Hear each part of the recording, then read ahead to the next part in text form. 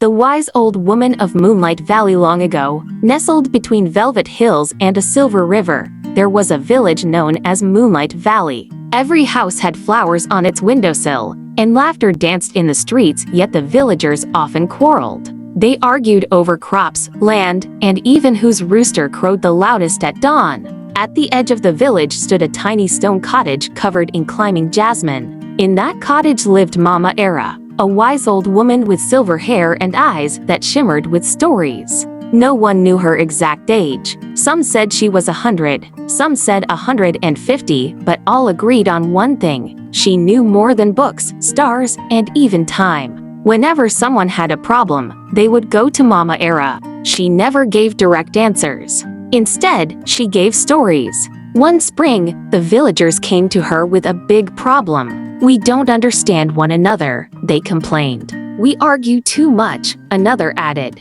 "We have no peace," they all agreed. Mama Eira listened quietly. Then, without a word, she handed each villager a grain of rice. The villagers blinked in confusion. "This is your answer?" they asked. Mama Eira smiled gently. "Come back tomorrow with this grain cooked, but without fire, water, or pot." The villagers frowned. "That is impossible." Mama Eira simply nodded. "Yet you all try, just as you try to solve your problems with anger and shouting without the things truly needed." The next day, everyone returned rice grains uncooked and faces thoughtful. Mama Eira spoke softly. "To cook rice, you need heat, water, and patience. To solve human problems, you need the same: warmth, kindness, and time."